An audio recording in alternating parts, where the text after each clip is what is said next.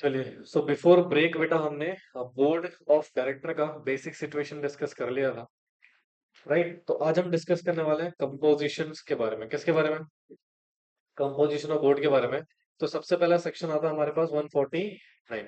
देखो, 149 subsection 1 basically हमें बताता है कि कंपनी में मिनिमम नंबर और मैक्सिमम नंबर ऑफ डायरेक्टर कितने होने चाहिए, which is mandatory to all. Right, कहते हैं सर कंपनी यदि कौन सी कंपनी है, पब्लिक या फिर प्राइवेट या फिर ओपीसी, तो सर मिनिमम डायरेक्टर ओपीसी में कितने हो सकते हैं और मैक्सिमम डायरेक्टर कितने हो सकते हैं?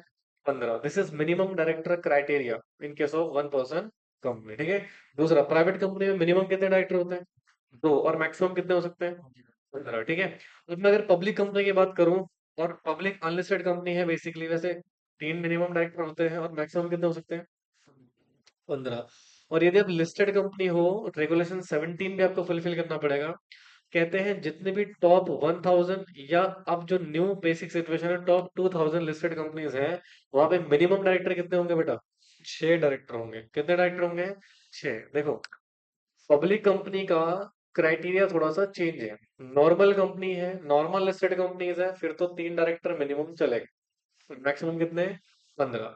बट अगर आपकी कंपनी टॉप 2000 में आ रही है लिस्टेड कंपनीज में, तो फिर मिनिमम मिनिमम 3 है या मिनिमम 6 है? मिनिमम 6 डायरेक्टर आपके कंपनी में होने चाहिए। ठीक है। अच्छा, मान लो मुझे 15 डायरेक्टर से ज्यादा डायरेक्टर अपॉइंट करना है, कैन आई डू सो? हाँ जी, एसआर पास करवा के आगे काम कर सकते हैं। This is basically given in proviso of this particular subsection. Are you getting my point? तो ये सिंपल सा पॉइंट है, दिस इज डन। अब आता है सर हमारे पास नंबर ऑफ डायरेक्टरशिप। क्या था बेटा? नंबर ऑफ, यानी कि एक पर्सन मैक्सिमम कितनी कंपनीज में डायरेक्टर बन सकता है। पढ़ा हुआ आपने, बस फटाफट से उसको रिवाइज करने। 165 प्रोविजन बोलता है कि कोई भी इंडिविजुअल है डायरेक्टर बनना चाहता है, मैक्सिमम कितनी कंपनी से बन सकता है? बोलो। आउट ऑफ दिस ओनली कितनी? 10 पब्लिक कंपनीज में। तो कहते हैं member specify laser number of the company by passing a special resolution. जैसे मान लो आपको अपनी कंपनी में ना ऐसे डायरेक्टर अपॉइंट करने हैं जो कम कंपनीज में डायरेक्टर। भाई मैं नहीं चाहता कोई ऐसा डायरेक्टर मेरी कंपनी में आए जो 20 कंपनीज में डायरेक्टर है। वो तो काम अच्छे से कर ही नहीं पाएगा भाई। हाँ, मुझे किस लिए डायरेक्टर अपॉइंट करना है? काम करवाने के लिए। वो कर ही नहीं पाएगा, 20 20 कंपनी की रिस्पॉन्सिबिलिटी उसके ऊपर है। तो हमें अपने आर्टिकल्स ऑफ एसोसिएशन में क्या कर सकते हैं बेटा? रेस्ट्रिक्शन लगा सकते हैं कि अगर जिस भी व्यक्ति को इस कंपनी में डायरेक्टर बनना है, तो मैक्सिमम वो इतनी कंपनीज में डायरेक्टर बने। ठीक है। क्या लिमिट को बढ़ा सकते हैं? नहीं। घटा सकते हैं? हाँ, क्योंकि लॉ कहता है 20 से ज्यादा नहीं हो सकते, कम तो हो सकते हैं। हाँ जी, ठीक है। ये देखो, पर्सन अगर होल्ड करता है मोर ऑफिसर्स देन स्पेसिफाइड नंबर, मतलब 20 से ज्यादा आप होल्ड कर रहे हो, तो विद इन 1 ईयर बेटा चूज करो क्या? स्पेसिफाइड कंपनी में से विद इन लिमिट। ठीक है। और इंटीमेट कर दो किसको बेटा? कंपनी को जिसमें आप होल्ड कर रहे हो। और रिमेनिंग में आपको क्या करना पड़ेगा? रिजाइन करना पड़ेगा। समझे? बोलो बेटा। हाँ, कॉन्ट्रावेंशन अगर कोई पर्सन करता है तो 2000 रुपये पर डे के हिसाब से फाइन है, और मैक्सिमम फाइन कितना लगेगा? 2 लाख रुपए तक का फाइन लग सकता है आपके ऊपर। समझे? तो ये बे इसमें ना एक चीज बता दूं, अगर आप गवर्नमेंट कंपनी में क्या हो बेटा, डायरेक्टर हो, तो फिर वो टोटल नंबर ऑफ डायरेक्टरशिप के लिए काउंट नहीं होगा। ठीक है। और अगर आप प्राइवेट कंपनी में डायरेक्टर हो, बट वो प्राइवेट किसी पब्लिक कंपनी की क्या है, सब्सिडरी है, तो भैया उस केस में वो पब्लिक कंपनी ही ट्रीट करी जाएगी, और उसको पब्लिक कंपनी के डायरेक्टरशिप नंबर में काउंट किया जाएगा। समझ गया ना? बोलो बच्चों। हाँ जी, फिर आता है आर्ट रेगुलेशन 17A। क्या आता है बेटा? Regulation 17A। तो 17A बेसिकली क्या कहता है, सुनो। देखो सर, रेगुलेशन 17 ये कहता है जो भी लिस्टेड कंपनीज हैं, ठीक है, और कौन सी इक्विटी लिस्ट हो रही है, इक्विटी लिस्ट हो रही होगी आपकी, मैक्सिमम नंबर ऑफ डायरेक्टरशिप कितना है बेटा? 7 लिस्टेड कंपनीज में। मतलब अगर लिस्टेड कंपनी में डायरेक्टर है तो फिर 20 का क्राइटेरिया आपके लिए एप्लीकेबल नहीं है। तो मैक्सिमम कितनी लिस्टेड कंपनीज में डायरेक्टर हो सकते हैं बेटा? 7 से ज्यादा कंपनीज में डायरेक्टर नहीं हो सकते लिस्टेड में। ठीक है। बोलो। इंडिपेंडेंट डायरेक्टर होल्ड कर सकता है बेटा as a whole time director, या फिर एमडी लिस्टेड एंटिटीज में appoint as ID in 3 listed company. मतलब अगर कोई पर्सन बेटा होल्ड कर रहा है किसी भी लिस्टेड कंपनीज में, या तो होल टाइम डायरेक्टर की पोस्ट या फिर एमडी की पोस्ट, और अगर वो किसी और कंपनी में आईडी बनना चाहता है, तो मैक्सिमम कितनी कंपनी से बन सकता है? या अगर आप होल्ड नहीं कर रहे हो कोई पोजीशन किसी भी कंपनी में, तो फिर कितने साल के लिए बन सकते हो? 7 साल के लिए। सॉरी, 7 लिस्टेड कंपनीज में। कितनी कंपनीज में? 7 लिस्टेड कंपनीज में। समझ में आया? का। हाँ जी। नेक्स्ट पॉइंट क्या कहते हैं, सुनो।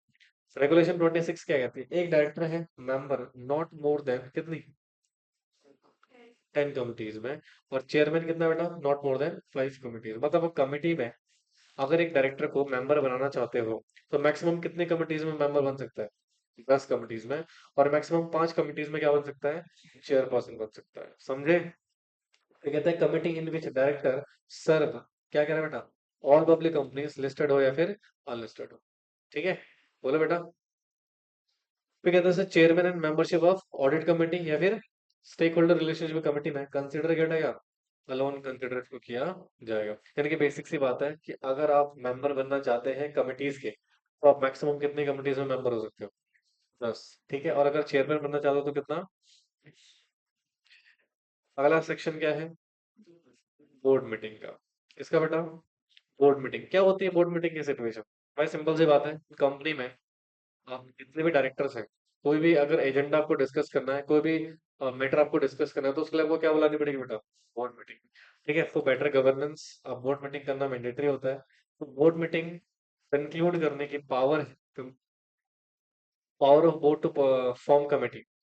अब सर यहाँ पे ना बोर्ड ऑफ डायरेक्टर्स पावर है, वो क्या बना सकते हैं बेटा, कमेटी भी बना सकते हैं।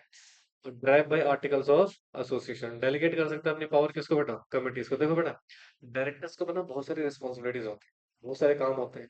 अब हर बंदा हर काम को परफेक्टली नहीं कर सकता, तो वो कुछ काम क्या करेगा, डेलीगेट करेगा। क्या करेगा, तो डेलीगेशन के लिए यहाँ पर पहले तो आर्टिकल्स के थ्रू आपको पावर मिलनी चाहिए। दूसरा, आप अपनी पावर को डेलीगेट कर सकते हो किसको बेटा, कमिटीज। किसको, कमिटीज को।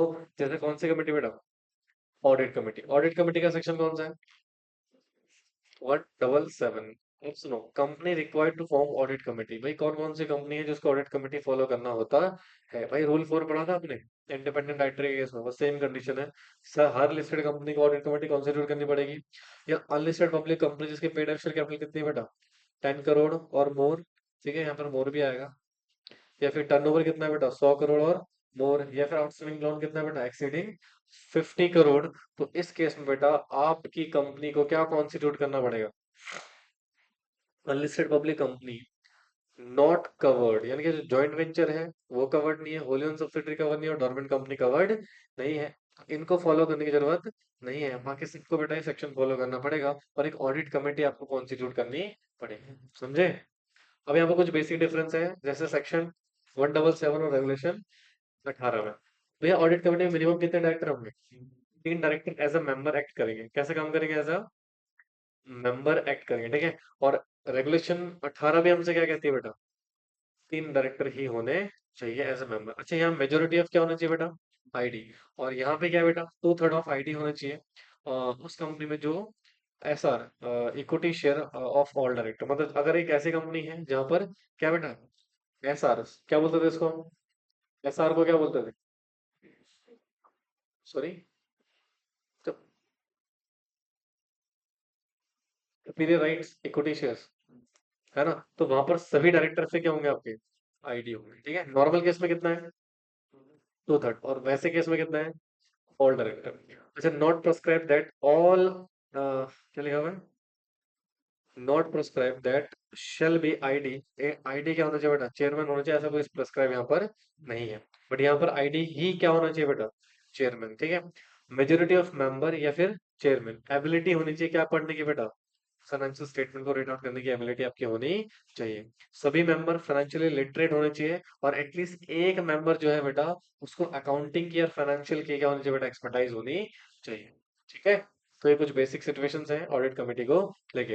अंडर SS2 चेयरमैन जो है और ऑथराइज मेंबर जो है अटेंड कर सकते हैं क्या बेटा, general meeting on behalf of committee. ठीक है, और चेयरमैन को अपॉइंट करना पड़ेगा, सॉरी चेयरमैन को बेटा अटेंड करनी पड़ेगी क्या, एजीएम, ताकि मेंबर के क्वेश्चंस का आंसर दे सके। सेक्रेटरी एज सच कोई जरूरी नहीं है, बट यहाँ पर कौन होगा बेटा, कंपनी सेक्रेटरी। ठीक है, SS1 audit committee meet necessary है, मतलब इनकी मीटिंग नेसेसरी है, साल में आपको कुछ मीटिंग्स करनी पड़ेंगी फ्रिक्वेंसी के बेसिस पे। मीटिंग कितने टाइम होगी, 4 टाइम्स इन ईयर। रेगुलेशन 18 क्या बोलता है बेटा, 4 टाइम्स इन ईयर आपको मीटिंग करना पड़ेगा। एसएस बोलता है फ्रिक्वेंसी के हिसाब से देख लेना कितनी मीटिंग करनी है, एज पर लो। ठीक है, बोलो। और 2 मीटिंग के बीच में मैक्सिमम गैप कितना हो सकता है, 120 दिन का। समझे? अच्छा, उसके बाद क्या था सी, रिक्वायरमेंट क्या है क्वारम की? क्वारम जानते हो ना? हाँ, मीटिंग कंक्लूड करने के लिए मिनिमम नंबर ऑफ पर्सन हमें जरूरत है। तो भैया ये कह रहा है स्पेसिफाइड बाय, कौन स्पेसिफाई करेगा? अगर बोर्ड ने स्पेसिफाई नहीं किया, सभी मेंबर जो प्रेजेंस हैं उसी को हम क्या मान लेंगे? क्वारम मान लेंगे। बट यहाँ पर स्पेसिफाई है कम से कम दो या फिर वन थर्ड ऑफ मेंबर, जो भी ग्रेटर नंबर आएगा उसको हम क्या बोलेंगे बेटा? क्वारम। और एटलीस्ट दो इसमें क्या होने चाहिए? आईडी होने चाहिए। समझे? अच्छा, power to any matter investigation in relation to specified in this particular subsection. ठीक है, सबसेक्शन 4 में जितने भी मैटर दिए हैं उसमें आपके पास पावर है इन्वेस्टिगेट करने की। बोलो। Investigate any activity within its terms of reference and seek information from the employ. समझे? तो ये है कॉन्सेप्ट ऑडिट कमेटी का। What are the role of audit committee? सबसे पहला रिकमेंडेशन दे सकती है किसकी? Appointment, remuneration, terms of appointment किसके बेटा? ऑडिटर। मतलब ऑडिटर को अपॉइंट करने की रिकमेंडेशन दे सकती है, रेमुनरेशन की दे सकते हैं, और उसके रिगार्डिंग टर्म्स भी डिफाइन कर सकती है, रिव्यू कर सकती है, मॉनिटर कर सकती है। किसको बेटा? इंडिपेंडेंस को, परफॉर्मेंस को और इफेक्टिवनेस को। किसकी? ऑडिटर की या ऑडिट प्रोसेस की। समझ में आ रहा है? हाँ, नेक्स्ट क्या लिखा हुआ है? एग्जामिन कर सकती है फाइनेंशियल स्टेटमेंट को या फिर ऑडिट रिपोर्ट को, और अप्रूवल प्रोवाइड करेगी कौन से ट्रांजेक्शन को बेटा? RPT, that is related party transaction. ये पढ़ा था आप लोगों ने। हाँ, आरपीटी की अप्रूवल दे सकते हैं कौन बेटा? कौन सा अप्रूवल? Omnibus approval. कौन सा अप्रूवल? मतलब ओमनिबस अप्रूवल का मतलब होता है एक साल के लिए आपको अप्रूवल दिया जा रहा है स्पेसिफिकेशन के रिगार्डिंग। समझे? अदर और कौन कौन से फंक्शन है बेटा इसके? सबसे पहला, स्क्रूटनी, चेकिंग कर सकती है किसको? इंटर कॉर्पोरेट लोन्स को। बोलो। हाँ, वैल्यूएशन कर सकती है बेटा एसेट्स के अंडरटेकिंग की। इवैल्यूएशन कर सकता है इंटरनल कंट्रोल सिस्टम को, रिस्क मैनेजमेंट सिस्टम को। मॉनिटरिंग कर सकते हैं बेटा utilization of funds raising through IPO. मतलब आईपीओ के थ्रू जो फंड्स रेज कर रहे हो उसके रिगार्डिंग बेटा यूटिलाइजेशन हो रहा है या नहीं हो रहा है, तो उसको भी मॉनिटर कर सकती है। तो ये कुछ फंक्शन है बेटा किसके? ऑडिट कमेटी के। समझे? अच्छा, फिर लिखा हुआ रूल 6 है, omnibus approval for RPT. Related party transaction के लिए बेटा ओमनिबस अप्रूवल देते हो। ओमनिबस अप्रूवल का मतलब क्या होता है? एक साल तक की अप्रूवल मिल जाता है आपको। एक साल तक आपको फर्दर ट्रांजैक्शन के लिए कोई अप्रूवल लेने की जरूरत नहीं है। ठीक है। अच्छा, इसमें कुछ कंडीशन लगा, जैसे एग्रीगेट मैक्सिमम वैल्यू कितनी ट्रांजैक्शन की हो सकती है? मैक्सिमम वैल्यू पर ट्रांजैक्शन कितनी हो सकती है? बोलो। एक्सटेंट और manner of disclosure of audit committee, मतलब ऑडिट कमेटी को कैसे डिस्क्लोजर दोगे कि आप according to terms and condition transaction कर रहे हो, वो बताइए कैसे करना है। रिव्यू कर सकते हो बेटा इंटरनल इंटरवल्स के दौरान, जब भी उसको बेटर लगेगा कि ट्रांजैक्शन एज पर कंडीशन हो रही है या नहीं हो रही है, इस चीज को टाइम टू टाइम क्या कर सकती है बच्चे? रिव्यू कर सकते हैं। समझे? कहता है committee specify the criteria for making omnibus approval, जैसे कि transaction repetitiveness past and future में, या फिर जस्टिफिकेशन। तो ये कुछ बेसिक सिचुएशन आपको जस्टिफिकेशन देना पड़ेगा, या आपको ये बताना पड़ेगा कि यार हमारी ट्रांजैक्शन है ये रिपीट होने वाली है। क्या होने वाली है? अब हर बार हम आपसे अप्रूवल थोड़ी लेके आएंगे, इसका हमारे बिजनेस पे इफेक्ट पड़ेगा। हाँ, तो इससे बेटर है कि आप हमें क्या कर दो? ऑमनिबस अप्रूवल प्रोवाइड कर दो, या फिर आप बेटा जस्टिफिकेशन दे दो क्यों आपको ऑमनिबस अप्रूवल चाहिए ऑडिट कमेटी का। और ये अप्रूवल कितने टाइम तक वैलिड रहेगा? एक साल में। ठीक है। Approval approval not made for selling और डिस्पोजिंग अंडरटेकिंग, मतलब इसके लिए आप अप्रूवल नहीं दे सकते हो। ठीक है। RPT amounting less than 1 crore without approval of committee and not ratify with in 3 months, transaction voidable हो जाएगी एट द ऑप्शन ऑफ। मतलब अगर 1 करोड़ से कम के ट्रांजेक्शन कर रहे हो बिना ऑडिट कमेटी के अप्रूवल के, कर लिया कोई बात नहीं, कर लिया तो अब एक काम करो, 3 महीने के अंदर अंदर क्या कर लो? अप्रूवल ले लो। नहीं लिया तो ट्रांजेक्शन क्या हो जाएगा बेटा? वॉइडेबल। किसके ऑप्शन पे? ऑडिट कमेटी के ऑप्शन पे वॉइडेबल हो जाएगा। समझे? अच्छा, ट्रांजेक्शन जो स्पेसिफाई कर रखे हैं किसने? 188 नहीं, यस नीड अप्रूवल, उसको भी अप्रूवल की जरूरत है। नॉट स्पेसिफाइड इन 188, उसको भी no need to of approval. मतलब देखो, याद है आपने 188 पढ़ा था? 188 में कुछ कंडीशंस और कुछ लिस्ट दे रखी है वहां पर ट्रांजेक्शन की, उसके लिए तो अप्रूवल मैंडेटरी है। और जो चीज वहां पर स्पेसिफाई नहीं है उसके लिए फिर आपको ऑडिट कमेटी के अप्रूवल की जरूरत नहीं है, बोर्ड भी उसको अप्रूव कर सकते हैं। ठीक है। विजिल मैकेनिज्म क्या होता है? विसल ब्लोवर का एक कॉन्सेप्ट होता है बेटा, जैसे कंपनी में अगर कोई फ्रॉड हो रहा है तो आप आवाज उठा रहे हो। क्या उठा रहे हो? आप आवाज उठा रहे हो, आपके बारे में अगर किसी को पता लग गया तो आपकी जान तो खतरे में आ गई ना। हाँ, तो ऐसे एम्प्लॉयज के प्रोटेक्शन के लिए, ताकि वो डायरेक्ट रिपोर्टिंग कर सकें चेयरमैन ऑफ ऑडिट कमेटी को, तो बेटा आप क्या कर सकते हो? विजिल मैकेनिज्म के कॉन्सेप्ट्स को स्टैब्लिश कर सकते हो। तो विजिल मैकेनिज्म में बेसिकली होता क्या है बेटा? एक सिस्टम बनाया जाता है जिसमें जो विक्टिमाइज एम्प्लॉयज हैं या जो इन्फॉर्मेशन देते हैं वो उनकी प्रोटेक्शन के लिए पॉलिसी बनती है, और उसके नाम को सीक्रेट रखा जाता है, और डायरेक्टली आप किसको रिपोर्ट कर सकते हो बेटा? Chairman of audit committee. देखो, इसको स्टैब्लिश किया जाता है फॉर डायरेक्टर के और एम्प्लॉय के, किसके लिए बेटा? रिपोर्ट जेन्युइन कंसर्न और ग्रीवेंसेस के लिए। ठीक है। एस्टेब्लिशमेंट कौन एस्टेब्लिश कर सकता है इसको? सबसे पहला, हर लिस्टेड कंपनी। कंपनी एक्सेप्ट कर रही है डिपॉजिट किससे बेटा? पब्लिक से। या कंपनी बोरो कर रही मनी किससे बेटा? बैंक से और फाइनेंशियल इंस्टीट्यूशन से। कितना कितना पढ़ना है एक मिनट। हेलो।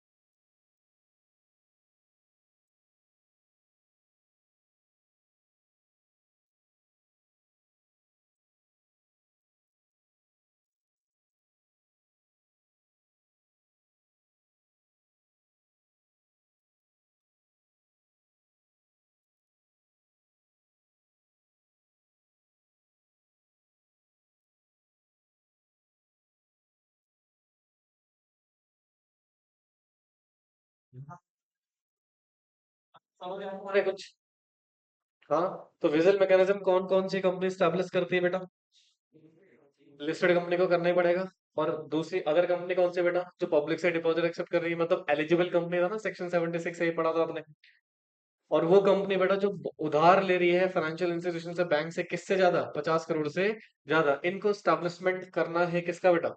और लिस्टेड कंपनी को तो विसल ब्लोअर पॉलिसी बनानी पड़ेगी। विसल ब्लोअर पॉलिसी मतलब जितने भी इंप्लॉयज हैं जो जेन्युइन कंसर्न रेज करते हैं, उनकी प्रोटेक्शन के लिए आपको पॉलिसी बनानी पड़ेगी। With this the audit committee is over here. समझ में आया यहाँ तक कोई? अब आते हैं सर एनआरसी कमेटी। एनआरसी का मतलब क्या है? देखो इसके नाम में इसका मतलब छुपा है, नॉमिनेशन। नॉमिनेशन मतलब नाम प्रोवाइड करती है for the appointment of director. Remuneration, remuneration के रिगार्डिंग काम करती है किसको लेके बेटा? डायरेक्टर्स या फिर केएमपीस के रिगार्डिंग। बोलो। हाँ, तो सेक्शन 178 बोलता है बोर्ड ऑफ डायरेक्टर की हेल्प करती है बेटा प्रिपरेशन करने में, election of member of board, मतलब वही डायरेक्टर की बात कर रहा है, handling the matter with in the scope of the responsibility of this particular condition. Employment के रिगार्डिंग और रेमुनरेशन के रिगार्डिंग बेटा ये सारा का सारा काम करती है। कौन कौन सी कमेटी, कौन कौन सी कंपनीज को ये कमेटी सेटअप करना मैंडेटरी है? सेम है आईडी की तरह। किसके तरह? मतलब वही सबसे पहला लिस्टेड कंपनी को करना पड़ेगा। दूसरा अदर पब्लिक अनलिस्टेड कंपनी बेटा जिनकी पेड ऑफ शेयर कैपिटल कितनी है? 10 करोड़ या उससे ज्यादा। टर्नओवर कितना है? 100 करोड़ या उससे ज्यादा।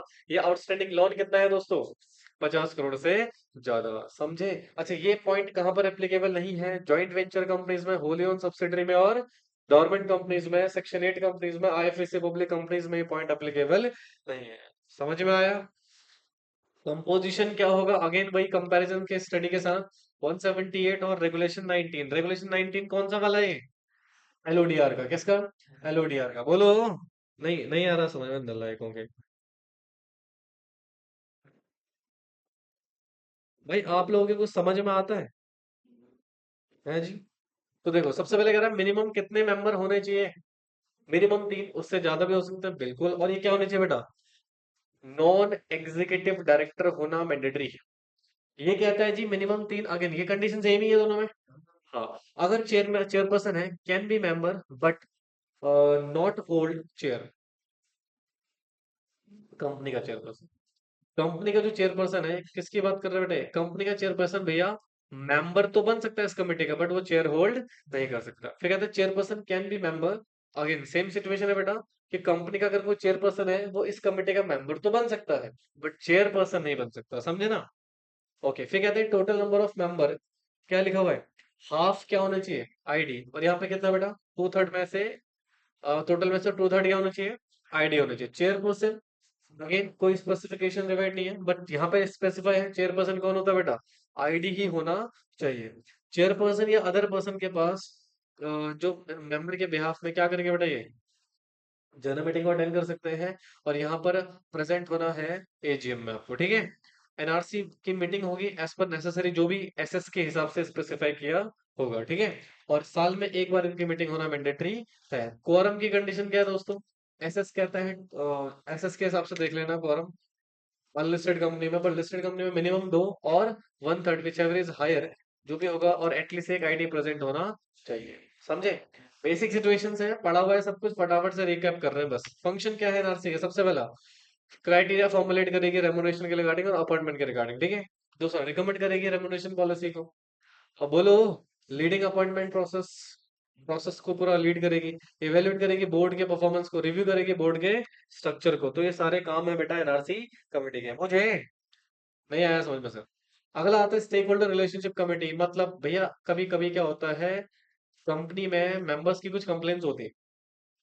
नंबर की क्या होती है बेटा, अब कंप्लेंट्स के लिए आपने अलग एक स्पेशलाइज अथॉरिटी बना रखी है, कॉन्स्टिट्यूट करती है बेटा, वो कंपनी जहां पर 1,000 से ज्यादा क्या है बेटा, शेयर होल्डर है, या फिर डिवेंचर होल्डर है, या फिर डिपॉजिट होल्डर, या फिर एनी अदर सिक्योरिटी होल्डर, या फिर कलेक्टिवली ऑल 1,000 से ज्यादा होने चाहिए। किससे ज्यादा होने चाहिए, हाँ जी, किसी भी फाइनेंशियल ईयर में तो इनको कॉन्स्टिट्यूट करनी पड़ेगी कमेटी, जिसका नाम क्या है दोस्तों, SRC, stakeholder relationship committee. क्या काम होता है इसका, स्टेक होल्डर्स की कंप्लेंट्स को, ग्रीवेंसेस को देखना, सुनना और उसकी सोल्यूशन निकालना, ठीक है। अगेन 178 सबसेक्शन 5 और रेगुलेशन 20 क्या कहता है देख लेते हैं। नंबर ऑफ डायरेक्टर कितने होने चाहिए, कंसिस्ट एक कौन होने चाहिए, या फिर अदर पर्सन, जो कौन डिसाइड कर रहा है, बोर्ड। भाई रेगुलेशन 20 क्या कह रहा है, कम से कम कितने मेंबर होने चाहिए, 3 मेंबर होने चाहिए, मतलब 3 डायरेक्टर ऐसे मेंबर होने चाहिए, और उसमें से एक क्या होना चाहिए, आईडी। और अगर एसआर इक्विटी शेयर आउटस्टैंडिंग वाले हैं तो कितना होना चाहिए, टू थर्ड आईडी होना चाहिए, ठीक है। चेयरमैन यहाँ पे क्या होगा, यहाँ पर भी कौन होगा, नॉन एग्जीक्यूटिव चेयरमैन, और ऑथराइज मेंबर अटेंड करेंगे किसको, मीटिंग को। यहाँ पर चेयरमैन अपॉइंट करे, अटेंड करेगा किसको, एजीएम को, ठीक है। मीटिंग के लिए किसको देखो, क्वारम के लिए किसको देखो, तो यहाँ पे क्या बोल रहे हैं, साल में एक बार मीटिंग होगी, क्वारम एज सच कुछ स्पेसिफाई नहीं है। फंक्शन क्या है, सिंपल सी बात है, रिजॉल्व करेगा क्या बेटा, कंप्लेन कंसर्न अबाउट किसके बारे में, ट्रांसफर और ट्रांसमिशन के बारे में। रिजॉल्व करेगा complain about the non receipt of annual report, या फिर एक्सेट्रा डिविडेंड वगैरह कुछ डिक्लेयर हुआ था नहीं मिला। कॉन्ट्रावेंशन करोगे इन सेक्शन का तो पेनल्टी लगेगी कंपनी के ऊपर कितनी, 50 लाख की। और every officer who is in indulgent offence, this is 1 lakh रुपए की पेनल्टी आपके ऊपर लगने वाली है, समझे। अच्छा, रिस्क मैनेजमेंट कमेटी जो है वो अनलिस्टेड कंपनीज में मैंडेटरी नहीं है, बट कुछ कंपनीज है जो लिस्टेड है उनको ये फॉलो करना पड़ेगा। किसके ऊपर एप्लीकेबल है, तो अब 1,000 लिस्टेड कंपनीज के ऊपर एप्लीकेबल है। कंपोजिशन क्या होगा, कम से कम कितने डायरेक्टर होने चाहिए, जिसमें से एक क्या होगा, मस्ट बी आईडी होना चाहिए। और अगर एसआर इक्विटी शेयर्स हैं तो टू थर्ड क्या होंगे बेटा हमारे, आईडी। और इस पर्टिकुलर कमेटी का चेयरमैन जो है वो मेंबर होगा किसका, बोर्ड का, या फिर सीनियर एग्जीक्यूटिव का लिस्टेड कंपनी, ठीक है। मीटिंग साल में कितनी बार होनी चाहिए, समझ में आएगा, यहाँ तक कोई दिक्कत कोई परेशानी, क्या श्योर है।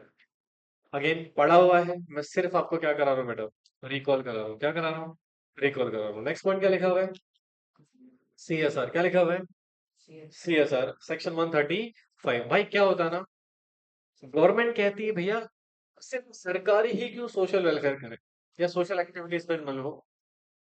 आप कॉर्पोरेट है, आपकी भी रिस्पॉन्सिबिलिटी है कि आप क्या करें बेटा, कॉर्पोरेट रिस्पॉन्सिबिलिटीज को फुलफिल करें। कॉर्पोरेट की कुछ सोशल रिस्पॉन्सिबिलिटीज है उनको फुलफिल करना, बट हर कंपनी को नहीं, कुछ स्पेसिफाइड कंपनी है सिर्फ उनको। एक ऐसी कंपनी जिसकी नेटवर्थ कितनी है बेटा, 500 करोड़ या उससे ज्यादा, इस जिसका टर्नओवर कितना है बेटा, 1,000 करोड़ या उससे ज्यादा, बीच में क्या लगाओगे, और दोनों में से कोई एक फुलफिल हो जाए। या फिर आपने एक साल में प्रॉफिट कितना कमाया बेटा, 5 करोड़ या उससे ज्यादा, तो आपको कॉन्स्टिट्यूट करनी पड़ेगी क्या, सीएसआर कमेटी। क्या कॉन्स्टिट्यूट करनी पड़ेगी, सीएसआर कमेटी, बोलो। हाँ, और at least 3 director as a member काम करेंगे, और एक कौन रहेगा बेटा उसमें, आईडी होगा, समझे। मिनिमम कितने director, 3। Company not required to appoint क्या बेटा, अगर आईडी अपॉइंट करने की जरूरत नहीं है इस पर्टिकुलर सेक्शन में, तो टू और more director of CSR committee. ठीक है, समझ में आया क्या मालूम है क्या है? इसमें देखो कंडीशन लिखा हुआ है कि कंपनी में एक आईडी होना चाहिए। क्या होना चाहिए? एक आईडी। बट सपोज आपके ऊपर 135 तो अप्लाई हो गया, बट 149 सबसेक्शन 4 का जो प्रोविजन वो अप्लाई नहीं हुआ, मतलब आईडी अपॉइंट करने की जरूरत नहीं भाई। उस केस में क्या करोगे? तो उस केस में बोल रहा है कि company not required to appoint ID under this section, then उस केस में टू और more director of CSR committee में होंगे। ठीक है, मतलब ये किस लिए हो गया? जब आईडी है। और ये किस लिए हो गया? जब आईडी नहीं है। और प्राइवेट कंपनी को कितने डायरेक्टर रखने हैं? सिर्फ दो डायरेक्टर। समझ में आया? पक्का? भाई इस पे क्वेश्चन बन सकता है, याद रखना इसको। Meeting as per S function क्या है इसके? फॉर्मुलेट करना, रिकमेंड करना, क्या बेटा? CSR policy. रिकमेंड करना जो एक्सपेंडिचर कर रहे हो आप, किसमें बेटा? सीएसआर एक्टिविटी में। मॉनिटर करोगे किसको? सीएसआर पॉलिसी को। फॉर्मुलेट करोगे, रिकमेंड करोगे बेटा किसको? Annual action plan. समझ में आया? अच्छा, कितना कंट्रीब्यूट करते हैं सीएसआर फंड में? 2% ऑफ पिछले 3 साल का एवरेज प्रॉफिट का 2% आपको खर्च करना पड़ेगा किसमें बेटा? सीएसआर में। अच्छा, अगर 50 लाख से कम का सीएसआर फंड आ रहा है तो फिर आपको कंस्टिट्यूट करने की जरूरत नहीं है, क्या? कमेटी। उस केस में कंपनी को एक डायरेक्टर नॉमिनेट करना पड़ेगा जो सीएसआर एक्टिविटीज को इंडल्ज करेगा। समझ में आया? नहीं आया? Power of board 179। Board of director के पास पावर है, क्या बेटा? पावर है। अच्छा, यहाँ पे जितने भी मैटर्स लिखे होंगे उसके लिए सिर्फ किसकी जरूरत है? बोर्ड रेजोल्यूशन पास करने के। देखो, power to do everything that authorize by except matter where companies act 2013 या मैटर शेयर होल्डर रेगुलेटेड या फिर आर्टिकल कन्फाइंड पावर। मतलब सुनो भाई, अगर आपको मेंबर ने जो जो पावर दी है उसको आप एग्जीक्यूट कर सकते हो, एक्सेप्ट उन पावर को छोड़ के जहां पर कंपनी एक्ट खुद कह रहा है शेयर होल्डर की अप्रूवल या शेयर होल्डर की कंसर्न लेने की जरूरत है, या फिर आपके आर्टिकल में कुछ रेस्ट्रिक्शन लगा दी भैया यहाँ तक तो आप कर सकते हो, उसके बाद आपको किसकी परमिशन लेनी पड़ेगी? बोलो। हाँ, ये क्या लिखा दोस्त? मतलब ऐसा कोई भी रेगुलेशन आप जनरल मीटिंग में नहीं बना सकते हो जो इनवैलिडेट कर दे कोई भी प्रायर एक्टिविटी जो किसने करी है बेटा? कोर्ट ने। भाई जो काम हो चुका है उसके ऊपर रेगुलेशन थोड़ी लगा सकते हो आप। बोलो। पहले लगा लो। बोर्ड ऑफ डायरेक्टर बेटा एक्सरसाइज करेंगे अपना रेजोल्यूशन कौन सा पास करेंगे? दिया। अच्छा, क्या बोर्ड ऑफ डायरेक्टर अपना पावर डेलीगेट कर सकते हैं? हाँ, अभी तो पढ़ा था आपने, किसको डेलीगेट कर सकते हैं? कमिटीज को। किसको? कमिटीज को। कौन सी पावर? बोरोइंग की पावर, इन्वेस्टमेंट की पावर, और लोन देने की पावर, गारंटी देने की पावर, और सिक्योरिटी देने की पावर को डेलीगेट कर सकते हैं हो। अच्छा, डेलीगेट पावर बाय क्या? Special resolution. कौन सी? कमिटी ऑफ डायरेक्टर, एमडी, या फिर कंपनी प्रिंसिपल ऑफिसर जो है या फिर मैनेजर को हम डेलीगेट कर सकते हैं। बट ये किसके ऊपर अप्लाई नहीं है बेटा? बोरोइंग कंपनी के ऊपर अप्लाई नहीं है। समझे? बेटा मैटर्स नहीं लिखे इसमें। मैटर, कोई बात नहीं। कौन कौन से मैटर थे बेटा हमारे? याद है बीसीडी बिल करके एक मैंने पॉइंट बताया था? B stand for buyback, C stand for debenture issue कर सकते हैं। बोलो। डी मतलब कॉल डिमांड कर सकते हैं। बी मतलब फिर बोरो मनी। आई मतलब इन्वेस्ट कर सकते हैं। एल मतलब लोन वगैरह दे सकते हैं सिक्योरिटी वाला। फिर एल मतलब ये एल था फिर है मर्जर अमल का इशू को अप्रूव कर सकते हैं, टेक ओवर को अप्रूव कर सकते हैं। बोलो यार, ये सारी कंडीशन थी। स्टैच्यूटरी ऑडिटर को अपॉइंट कर सकते हैं ना? हाँ। कंपनी सेक्रेटरी को अपॉइंट कर सकते हैं। बोलो। केएमपीस को अपॉइंट कर सकते हैं। ये सारी पावर है बेटा किसमें? 179 में। अब 180 कुछ रेस्ट्रिक्शन लगाती है। क्या लगाती है? कहती है कि भैया अगर आप कंपनी में डायरेक्टर हैं और कुछ पावर एक्सरसाइज कर रहे हैं तो वहां पर कुछ रेस्ट्रिक्शंस है, आपको शेयर होल्डर का अप्रूवल लेना पड़ेगा। क्या क्या है? जैसे आप लीज कर रहे हो, सेल कर रहे हो, या फिर डिस्पोज ऑफ कर रहे हो किसको बेटा? कंपनी की किसी भी अंडरटेकिंग को, तो शेयर होल्डर का अप्रूवल लेना पड़ेगा। इन्वेस्ट कर रहे हो बेटा ट्रस्टेड सिक्योरिटीज के अलावा किसी और सिक्योरिटी में, ठीक है? नॉन ट्रस्टेड में अगर क्या कर रहे हो बेटा? इन्वेस्टमेंट कर रहे हो, तो वहां पे आपको शेयर होल्डर के अप्रूवल की जरूरत पड़ेगी। ट्रस्टेड में कर रहे हो फिर कोई दिक्कत नहीं है। या लोन वगैरह माफ कर रहे हो या दे रहे हो डेट रिपेमेंट के लिए, तो उस केस में आपको अप्रूवल लेना पड़ेगा। या बोरो कर रहे हो मनी बेटा, paid up share capital, free reserve और सिक्योरिटी प्रीमियम तक, फिर तो बीआर से है। अगर एक्सीड कर जाएगा तो फिर एसआर की जरूरत पड़ेगी। और इस जो लोन कर रहे हो ना, इसमें जो पहले से आपने बोरो कर लिया था वो भी आएगा और टेम्पररी बोरोइंग भी शामिल होंगी। ठीक है? सॉरी, सॉरी सॉरी, हाँ, टेम्परेरी बोरिंग के लिए आपको जरूरत नहीं है, वो माइनस हो जाएगा। क्या मैं चैरिटेबल फंड्स में पैसा दे सकता हूँ? या अगर कोई बोनाफाइड चैरिटेबल फंड है तो वहां पैसा दे सकते हैं हो। प्रायर परमिशन किसके लेनी पड़ेगी? इफ कंट्रीब्यूशन एक्सीड करता है किससे बेटा? 5% of average net profit of 3 preceding financial year. अगर मतलब 5% से कम है तो फिर तो बोर्ड रेजोल्यूशन से कर सकते हो। 5% से ज्यादा है तो फिर आपको जनरल मीटिंग की अप्रूवल की जरूरत पड़ेगी, समझे? अच्छा, पॉलिटिकल कंट्रीब्यूशन कर सकते हो? नो, नेवर, प्रोहिबिशन लगी हुई है दोस्त। क्या लगी हुई है? बट कुछ कंडीशंस के बाद कर सकते हो। सर एक ऐसी कंपनी प्रोहिबिटेड है जैसे गवर्नमेंट कंपनी, फुल्ली प्रोहिबिटेड है, आप कर ही नहीं सकते हो ये, ठीक है। और एक ऐसे कंपनी जिसको भी इनकॉर्पोरेशन हुए 3 साल भी नहीं हुए हैं, तो इनकॉर्पोरेशन 3 साल से ज्यादा है फिर तो कर लेना, पर 3 साल तक के इनकॉर्पोरेशन का टाइम होगा फिर आप पॉलिटिकल कंट्रीब्यूशन नहीं कर सकते हो, ठीक है। तो company prohibited to make political contribution, कौन सी कंपनी? ये वो कंपनी जिसका एग्जिस्टेंस लेस देन क्या है बेटा? 3 साल है, ठीक है। अदर कंडीशन क्या पास करना पड़ेगा? डिस्क्लोजर दोगे बेटा कितना कर रहे हो कंट्रीब्यूशन पीएनएल अकाउंट में, और कंट्रीब्यूशन मेड टू किससे करोगे? अकाउंट पे चेक से, या फिर अकाउंट पे बैंक ड्राफ्ट से, या फिर इलेक्ट्रॉनिकली? कैश अलाउड नहीं है, समझे? अगर आपने कॉन्ट्रीब्यूशन किया तो आप कंपनी के ऊपर पेनल्टी लगाओगे 5 टाइम्स ऑफ द कॉन्ट्रीब्यूशन। मतलब अगर आपने कॉन्ट्रीब्यूशन दिया उसका 5 गुना पेनल्टी आपको लग जाएगी, और ऑफिसर जो जेल होगी 6 महीने की, या फिर फाइन लगेगा कितना बेटा? अगेन वही सेम 5 टाइम्स, समझे? अच्छा, नेशनल डिफेंस फंड में दे सकते हो कंट्रीब्यूशन? यस, ओवरराइड करता है सेक्शन 181, 180, 182 पे। तो कहते हैं sir contribute amount as think fit, मतलब जितना भी आपको लग रहा है उतना कंट्रीब्यूट कर दो, इसमें कोई कंडीशन वंडीशन की आपको जरूरत नहीं है, समझे? बोलो। हाँ, कुछ केसेस में। अच्छा, 186 क्या बोलता है दोस्त?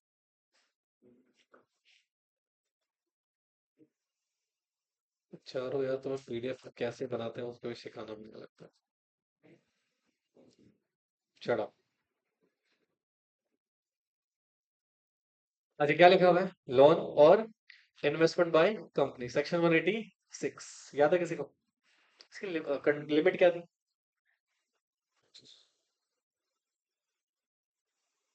60% of paid share capital, free reserve, security premium, और 100% of reserve security, whichever is higher up to this कर रहे हो फिर तो बोर्ड रेजोल्यूशन सफिशिएंट है। एक्सीड कर रहे हो तो एसआर की जरूरत है डालने को। कंपनी इन्वेस्ट कर सकती है बेटा मैक्सिमम कितने लेयर्स बना के? हाँ जी, मैक्सिमम कहते हैं make more than two subsidiary company other for comply other law, चलेगा भाई? अगर दूसरे लॉ को कंप्लाई करना होगा तो, ठीक है। एक्सेप्शन क्या है? Acquire multiple foreign companies under section 186, मतलब आप फॉरेन कंपनी जितना मर्जी एक्वायर करो, ठीक है। तो 2 लेयर वाली कंडीशन यहाँ पर अप्लाई नहीं होगी। Company directly indirectly shall not give क्या? लोन, गारंटी, सिक्योरिटी किसको बेटा? तो एनी पर्सन या बॉडी कॉर्पोरेट को, या एनी बॉडी कॉर्पोरेट का पर्सन को आप ये डायरेक्टली इनडायरेक्टली नहीं प्रोवाइड कर सकते हो। Acquire by way of subscription purchase otherwise, मतलब नहीं सिक्योरिटी वगैरह एक्वायर कर सकते हो, कितना? 60% ऑफ दिस और 100% ऑफ दिस, अप और मोर, कोर्ट रेजोल्यूशन तक कर सकते हो। इससे ज्यादा करने के लिए आपको किसके अप्रूवल की जरूरत पड़ेगी? जनरल मीटिंग की। किसकी बेटा? जनरल मीटिंग की। फिर ऐसा है, ठीक है। कंपनी लोन दे रही है, गारंटी दे रही है, सिक्योरिटी, इन्वेस्टमेंट, अप्रूवल लेना पड़ेगा किसका? बोलो, अगर लिमिट में है तो। लिमिट में है तो किसका अप्रूवल? वो भी कौन सा वाला? Unanimous. Plus if any subsisting loan है पीएफआईज का आपके ऊपर, तो फिर उसका भी हम एनओसी ऑब्टेन करोगे, समझे? हाँ, अगर एक्सीड कर जाएगा तो स्पेशल रेजोल्यूशन पास करना है, एक्सेप्ट लोन गारंटी सिक्योरिटी या एक्विजिशन कर रहे हो होली ओन सब्सिडरी कंपनी में, फिर आप बोर्ड रेजोल्यूशन सफिशिएंट है, ठीक है। मतलब लिमिट एक्सीड होने के बावजूद भी अगर आप कौन सी कंपनी को कर रहे हो बेटे, होली ओन सब्सिडरी कंपनी को या जॉइंट वेंचर को, तो फिर वहां पर आपको एसआर की जरूरत नहीं है। इसके अलावा अदर केसेस में आपको क्या पास करना पड़ेगा? एसआर, समझे? और कंपनी डिस्क्लोजर देगी बेटा अपने मेंबर को फाइनेंशियल स्टेटमेंट में, of course. Subsection 2 not apply, company registered under कौन से बेटा? सेबी के इस एक्ट में रजिस्टर्ड है, या फिर क्लासिफाई नोटिफाई करा है सेबी से, या इन कंपनीज के बेसिस में सेक्शन अप्लीकेबल नहीं होगा, ठीक है। कंपनी लोन दे रही है किसको? अदर बॉडी कॉर्पोरेट का नहीं पर्सन को, ठीक है। बोलो। चार्ज, इंटरेस्ट चार्ज करेगी, हाँ। नॉट लोअर देन किससे बेटा? गवर्नमेंट इंटरेस्ट रेट से कम नहीं होना चाहिए, ठीक है। Of course not allowed provided loan guarantee security investment allowed नहीं है। अगर आपने डिफॉल्ट कर रखा है कैसे बेटा, डिपॉजिट या रीपेमेंट में या उसके इंटरेस्ट के रीपेमेंट में अगर आपने डिफॉल्ट कर रखा है तो फिर अब अलाउड नहीं है लोन्स वगैरह देने के लिए, समझे। 187 किसकी बात करता है बेटा, इन्वेस्टमेंट की। ऑल इन्वेस्टमेंट जो भी कर रहे हो किसी प्रॉपर्टी में सिक्योरिटी में तो कंपनी के नाम पर ही सारी इन्वेस्टमेंट करोगे, ठीक है। कंपनी कॉन्ट्रैक्ट करेगी बैंक के साथ, role play the banker, responsibility collection dividend and interest, ठीक है। और ये कंपनी बेटा एक बैंक के साथ कॉन्ट्रैक्ट होगा और जितना भी डिविडेंड वगैरह सब आएगा किसके पास आएगा बेटा, इस बैंक में आएगा, ठीक है। कंपनी अपॉइंट कर सकती है बैंक को, कौन सा है बैंक बेटा, एसबीआई या कोई भी शेड्यूल बैंक बेटा, जहाँ पे शेयर सिक्योरिटीज डिपॉजिट्स होंगे या फिर ट्रांसफर वगैरह का काम इसका होगा, ठीक है। With in 6 month not transfer तो रीट्रांसफर जाएगा किसको बेटा, ये कंपनी को। तो कंपनी लोन दे रही है किसको, फाइनेंशियल इंस्टीट्यूशन को, कोलेटरल सिक्योरिटी देती है, कोलेटरल सिक्योरिटी के फॉर्म में बेटा सिचुएशन हो सकता है, एक्सेट्रा एक्सेट्रा एक्सेट्रा, ठीक है। तो ये 187 तक के प्रोविजन हमारे क्या हो गए यहाँ पे कवर हो गए हैं। बाकी प्रोविजन हम नेक्स्ट क्लास में करेंगे, आज के लिए इतना काफी।